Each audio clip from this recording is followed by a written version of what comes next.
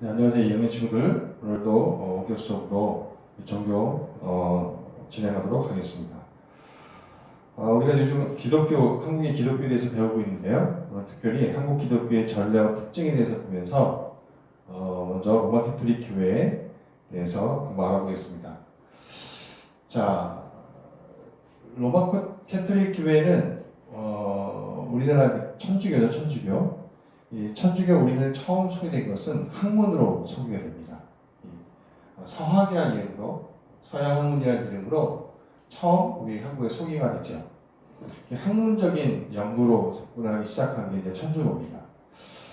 조선 중기 학자인 이수광이 중국에 갔을 때 마테오 르치가 썼던 책 천주실이라는 책을 가져와서 우리 한국에 소개하게 되죠. 그러면서 이제 학문적인 연구가 시작이 됐고요. 18세기 후반에 본격적으로 이벽, 이승훈, 정약종, 정약전, 정약용 설명이겠죠? 등에 의해서 연구가 시작이 됩니다. 그러다가 1784년 1월에 이승훈이 북경에 가게 되는데 그때 신부인 그라몽이라는 사람을 만나서 자청해서 세례를 받게 되죠. 우리가 최초의 이제 이승훈이 세례자가 됩니다. 근데 자청에서 그 천주교가 전래된 것은 선교 역사상 유례가 없는 거라고 해요. 그러니까 선교사 들어서 보통 이렇게 전해서 그 종교를 받아들이게 되는데 이거는 우리나라 사람이 외국에 가갖고 나를 세례를 줘라, 내가 천주교를 믿고 싶다. 그래서 천주교도가 된 거니까요. 이건 되게 이례적인 역사라고 합니다. 자, 이승훈이라는 사람이 1784년에 세례를 받으면서 본격적으로 이제 우리나라의 천주교가 성립이 되기 시작하는데요. 천주교가 처음에 우리나라에 들어왔을 때 엄청난 많은 박해를 받게 됩니다. 자, 이 박해 역사가 시작이 되는데 1791년 신해 박해라고 합니다. 신해년에 일어난 박해. 윤지충이 제사를 지내지 않는다고 처형을 받게 됩니다. 어머니가 돌아가셔서 상복을 입고 상을 지내긴 하지만 절을 하지 않았죠. 그래서 위패를 무시하고 절을 하지 않으면서 이제 그것 때문에 처형을 당하게 되죠. 이게 이제 신해 박해입니다. 1801년 순조 2년에 신유 박해가 일어납니다. 조상의 제사를 거부한다고 한 1년간 동안 박해가 진행되는데 이때 처음으로 세례받았던 이승훈, 권철신 등 순교하게 되고요. 정약용은 귀양을 가게 됩니다. 또 황사영, 중국인 시민이 죽음모도 참여를 당하게 되죠. 그래서 이때 약 한 300여 명이 순교를 하게 된다고요. 1801년에 신유 박해 때 한 300명 정도가 순교를 하게 되죠. 그리고 1839년 기해 박해가 일어납니다. 우의정인 이지연에 의해서 박해가 시작돼가지고 많은 사람들이 죽게 되고요. 또 1846년 병원에는 병호 박해가 일어나는데 한국 천주교의 신부였던 김대건을 비롯한 많은 사람들이 순교하게 됩니다. 또 마지막으로 1866년 병인 박해가 일어납니다. 대원군 이항에 의해서 6년간 박해가 진행이 되는데 남정삼을 비롯해서 많은 사람들이 순교하게 되죠. 1866년. 그러다가 1882년 미국과의 수호 조약을 통해서 신앙의 자유가 이제 주어지게 됩니다. 그래서 이 로마 캐톨릭은 오랫동안 많은 어려움을 갖고 많은 사람의 순교자가 나오는 것을 볼 수가 있습니다. 자, 한국 캐톨릭 교회의 특징을 좀 얘기하면 아까 말한 대로 순교의 역사를 갖고 있다는 특징도 있지만 제일 중요한 특징은 이 상제례입니다. 상제례는 뭐냐면 장례식 그다음에 제사 문제죠. 로마 캐톨릭이 우리나라에 처음 들어왔을 때 이 제사 문제 때문에 엄청난 핍박을 받습니다. 그래서 조상을 모시고 전통 풍습대로 제사를 지내는 것을 거부하면서 많은 문제가 야기됐죠. 무부무군, 임금도 섬기지 않고 부모도 섬기지 않는다. 이런 오해를 받으면서 많은 생활 태도를 그런 생활 태도를 갖고 있다는 오해를 받으면서 고발을 당하거나 많은 핍박을 당하게 되는 거죠. 그래서 많은 사람이 죽게 됩니다. 그래서 이 상제의 문제를 어떻게 할 것이냐, 제사 지내는 문제를 어떻게 할 것이냐 고민하다가 이 장례와 제사는 새로운 의식으로 새로운 이름으로 이제 한국 정서에 맞게끔 새로운 제도를 도입하게 되는 거죠. 그래서 그거를 연도라고 합니다. 연도. 제사 그러지 않고 연도라고 그러죠. 연도라는 것은 연옥, 그러니까 지옥에 가기 전에 사람이 잠깐 머무는 곳을 연옥이라고 이제 캐톨릭에서 말하는데, 연옥에 있는 영혼을 위해서 기도하는 것이다. 연옥에 있는 사람을 위해서 기도한다. 그래서 연도라는 개념을 도입을 해서 장례식, 또 제사, 이것을 이제 수용하게 되는 거죠. 그래서 이제 로마 캐톨릭 교황청에서 이걸 허락을 하게 됩니다. 그래서 한국의 이런 제사 문제 때문에 엄청난 핍박을 받았기 때문에 이 제사 문제를 극복하지 못하면 포기하는데 어려움이 있겠다. 그래서 이걸 허락하게 되죠. 그래서 이 로마 캐톨릭, 한국에 있는 로마 캐톨릭 이 상제례 전통이, 상제례 문제가 이 연도라는 것을 해결이 되면서 전통적인 종교 인식에 익숙했던 한국 사람들에게 거부감 없이 로마 캐톨릭을 받아들이는 계기가 됐죠. 이 제사 제도를 받아들임으로써 그동안 그 제사 풍습에 물들어 있었던 많은 한국 사람들에게 그 종교를, 캐톨릭을 받아들이는 무리 없도록 이렇게 되는 특징을 갖고 있었다는 얘기죠. 자, 이게 한국 캐톨릭의 역사와 특징들을 간단히 정리했습니다. 오늘은 이 강의 내용과 관련돼서 우리 그 로마 카톨릭에서 이 역사를 잘 정리해 놓은 영상이 있어서 하나를 여러분에게 보여드리도록 하겠습니다. 영상 길지 않으니까 여러분 그 영상까지 보시고 아까 정리했던 내용들을 한번 다시 한번 훑어보는 그런 시간이 됐으면 좋겠습니다. 자, 영상 보시고요. 이 2학년들 원격 수업하는데 나머지 수업도 열심히 잘 들으시고 여러분 잘 준비하는 여러분이 됐으면 좋겠습니다. 영세고 화이팅! 우리나라 천주교가 처음 들어온 것은 17세기 이후에 중국 방문을 했던 사신 수행원을 통해 중국에서 교리소가 넘어오면서 시작됩니다. 이 사신들을 동지사라고 하는데요. 압록강이 얼어야만 건널 수 있어서 동지사는 겨울에 갔습니다. 또한 그때 가야 중국 황제에게 새해 인사를 할 수가 있었습니다. 동지사들이 떠날 때 사신들만 가는 게 아니라 상인들이 함께 떠났는데요. 이때 서양 책들이 조선으로 들어오게 됩니다. 그중 하나가 천주시르였습니다. 천주시르는 한문으로 번역한 천주교 교리서였습니다. 당시 조선시대는 유교를 믿고 있었는데요. 유학자들 중 실학자들을 중심으로 천주교를 공부하기 시작했습니다. 서학을 접한 학자 중 이벽이 천주교에 큰 관심을 갖게 되었고, 친구 이승훈의 아버지가 동지사로 뽑혀서 함께 중국으로 떠나게 되자 친구 이승훈에게 천주교를 더 알아오라 부탁하고 가능하면 세례도 받아오라고 합니다. 이승훈은 1783년 신부님을 만나 교리를 배우고 세례까지 받습니다. 한국 가톨릭의 반석이 되라는 의미로 베드로라는 이름으로 세례명을 받았습니다. 본래 선교사가 있어도 신앙이 뿌리내리기 힘든데 우리나라는 선교사가 없이 자기들끼리 책 한 권 읽고 배우고 연구하고 결국 사람까지 보내서 세례를 받게 한 특이한 나라였습니다. 이승훈 베드로가 조선으로 돌아와서 천주교를 전파하는데 신자 수가 계속 늘어나자 자기들끼리 각 지역 리더를 뽑아서 신부로 앉혀놓고 미사를 집전하게 됩니다. 이것을 가성직 제도라고 하는데요. 나중에 유황검이 교리서를 보던 중에 이것이 죄라는 것을 알게 되었고 성직자를 파견해달라고 똑똑하고 건강한 윤우일 바오로를 1789년 중국으로 파견하게 됩니다. 험난한 길을 가기 위해서는 건강해야겠고 외국 선교사들과 이야기를 나누고 배워오려면 똑똑한 청년이어야 했습니다. 그리고 이때 을사추조적발이라는 사건이 벌어지게 됩니다. 최초의 천주교 박해 사건이 되겠는데요. 당시에 이벽, 이승훈, 정약전, 정약종, 정약용 등은 신앙 공동체를 만들었고 명동에 있는 명례방에서 가톨릭 집회를 열게 되었습니다. 그러다가 들키게 되었고 양반들은 풀려났지만 그 중에 중인들은 모두 잡혀가게 됩니다. 윤우일이 두 번째로 중국에 갔을 때 구베아 주교는 제사 금지령을 내립니다. 지금은 천주교 신자들도 제사를 지낼 수 있지만 당시 교황청에서는 우리나라의 전통 풍습을 이해하지 못하고 제사를 우상 숭배로 보고 금지시킨 겁니다.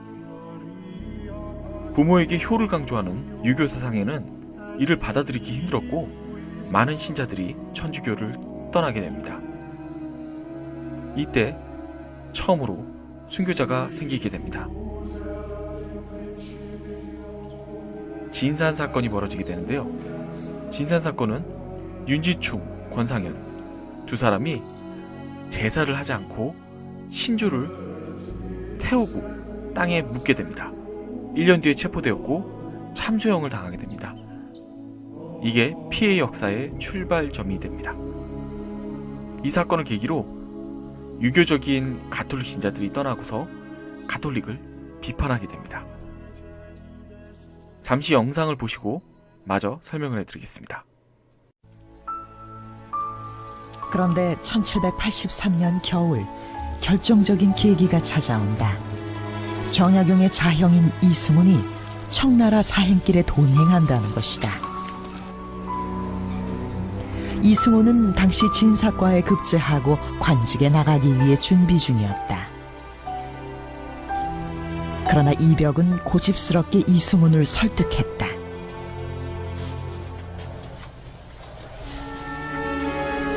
백성들을 구원하기 위해 천주교를 받아들여야 한다는 것이다.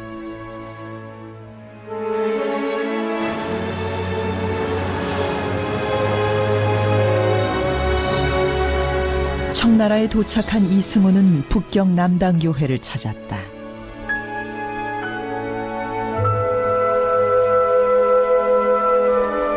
당시 남당교회에는 파리 외방전교회에서 파견된 신부들이 머물고 있었다.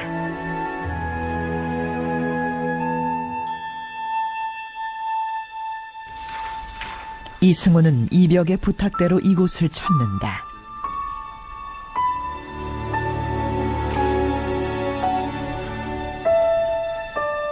신부들과 필담으로 대화하며 천주교 교리를 익히길 40여일.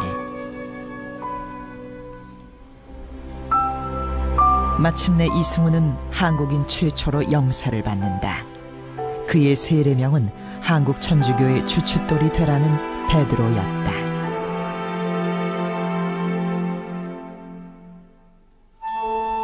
그리고 이승훈은 천주교 교리서들을 함께 가지고 귀국한다. 새로운 책으로 공부를 마친 이벽은 마침내 이승훈으로부터 세례를 받는다. 이때 이벽이 정식으로 세례를 받음으로써 한국 천주교회는 신앙 공동체로의 첫 발을 내딛게 된다.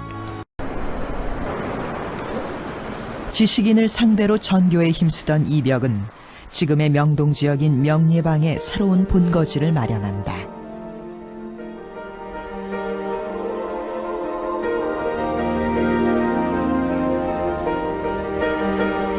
당시 명예방은 주로 중인이 많이 거주하던 지역이었다.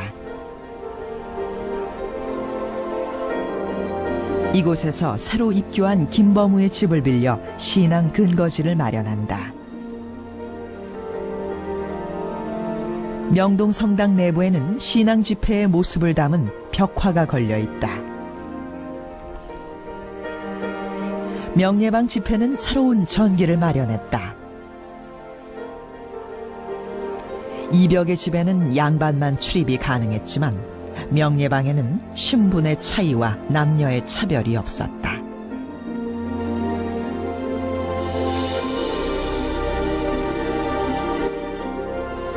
어려운 한문 교리서의 한글 번역본을 보급하자 신분 고하를 막론한 사람들이 한자리에 모일 수 있었다.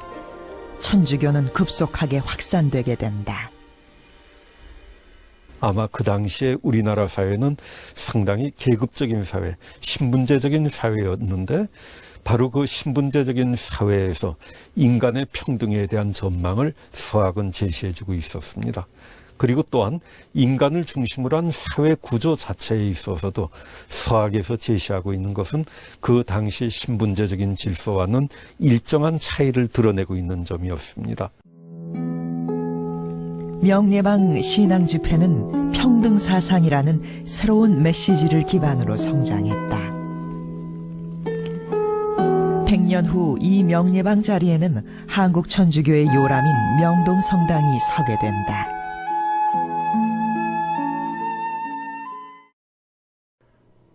(1784년 12월) 그토록 염원하던 중국인 주문모 신부가 입국하게 됩니다. 주문모 신부는 한양에 도착해서 한국어 공부를 하고 비밀리에 교우들에게 성사를 해줍니다. 굉장히 적극적으로 활동을 했고 조선 정부는 주문모 신부를 체포하려 합니다. 신자들의 도움으로 주문모 신부는 숨어서 활동을 할 수 있었는데요. 떠났던 신자들이 돌아오면서 신부님 입국 전까지 4,000명이었던 신자들이 수년 만에 10,000명까지 늘어납니다.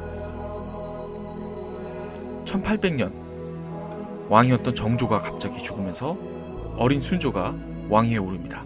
이때 정순 왕후가 섭정을 하게 되는데요. 섭정은 왕이 나이가 어리거나 병이 있어서 직접 나라를 다스리기 힘들 경우에 누군가 어른이 대신해서 나라를 다스리는 것을 말합니다. 이때부터 천주교를 탄압하고 신자들을 박해하기 시작했습니다. 1801년 최초의 박해인 신유 박해가 벌어지게 됩니다. 당시에는 오가작통법이라고 5가구를 묶어서 서로 감시하게 하고 천주교 신자를 찾아내었고 당시 대표적인 지도자들이 거의 다 체포돼서 순교하게 됩니다. 그때 조선 정부의 목표는 주문모 신부를 잡는 것이었습니다. 주문모 신부는 멀리 피해 있었으나 자신이 잡힐 때까지 더 많은 신자들이 죽음을 당할 것을 알고 자수를 하게 되었고 참수를 당하고 군문효수의 형벌을 당하게 됩니다. 이 당시 300여 명 이상 순교를 하였습니다. 양반, 천민, 평민, 여자, 남자, 신분, 성별을 따지지 않고 모두 함께 하였습니다. 황사영 백서를 쓴 황사영도 이때 능지처참형을 당하게 됩니다. 황사영은 황사영 백서를 중국 주교를 통해서 교황청에 전달하여 종교의 자유를 얻기를 원했는데요. 그 전에 적발이 되었습니다. 이 황사영 백서는 천주교 박해에 불을 지폈는데요. 그 내용이 현재 조선에 천주교 박해 상황이 쓰여 있었고 중국 황제와 로마 교황청에 조선을 침략하여 식민지로 만들어서 우리를 구해달라는 내용이었습니다. 불에 기름을 부은 격이 되었습니다. 신유 박해를 통해서 신자들은 숨어 지내게 되었고 숨어 지내던 신자들이 모여서 교우촌을 형성하기 시작했습니다. 박해 10년 이후 1811년 새로운 신부를 보내줄 것을 계속 요청을 했는데요. 중국이나 로마 교황청 모두 그럴 상황이 아니었습니다. 그런데 한국 천주교 신자의 끈질긴 요청으로 1831년 조선 대목구를 설정하고 파리 외방 정교회에서 담당하여 신부, 선교사들을 보내주었습니다.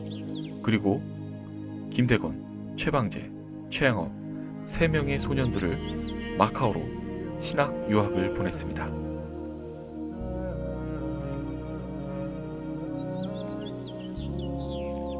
(1838년에는) 신자가 9천여 명으로 신유박해 이전 수준까지 회복이 되었습니다. 그러나 평화는 오래가지 않았습니다. 1839년 기해박해, 두 번째 박해가 시작됩니다. 이때 풍양조씨가 장악을 하게 되고요. 가톨릭을 천주교를 견제하기 시작했습니다. 사학 통치령을 반포하였고요. 오가 작통법을 다시 작동하여서 가톨릭 신자, 천주교 신자를 찾아내기 시작했습니다.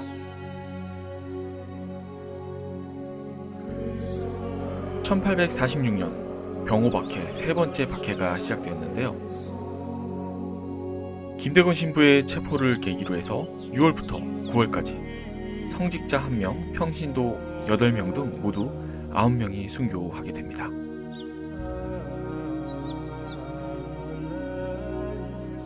(1849년) 25대 왕 철종이 즉위를 하게 되고요. 이때 풍양족시에서 안동김씨로 세력이 넘어가게 됩니다. 천주교회는 숨통이 트이게 되었고 이후에 20년간 놀라운 발전을 하게 되었는데요. 1853년 제4대 교구장 베르네 주교가 임명되었고 다수의 파견된 선교 신부들이 활약을 펼치게 됩니다. 1865년에는 2만 3천 명까지 신자가 증가되었고요. 당시 국내에 신학교를 설립하였고 사제양성을 본격화하기 시작했습니다. 한글 교리서도 발간하게 되었고 역사서도 편찬을 하였습니다.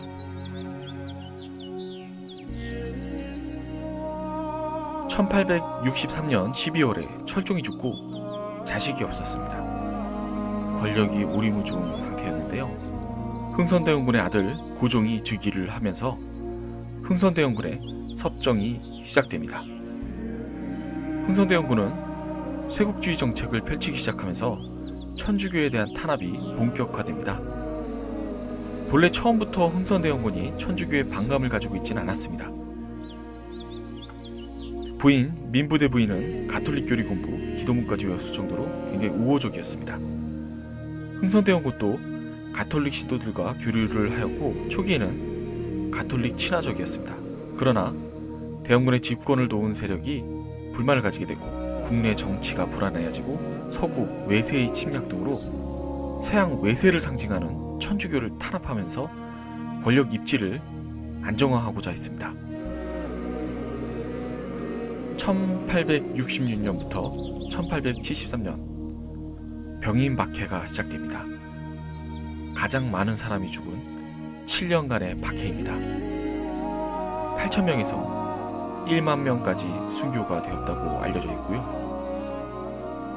한국 천주교 피해 역사의 대표적인 박해입니다.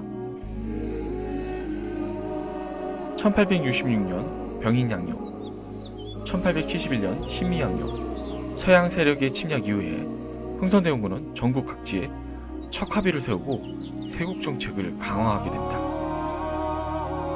1873년 민씨일파에 의해 흥선대원군은 실각을 하게 되었고요. 1886년 한불 조약을 통해서 종교의 자유를 얻게 됩니다.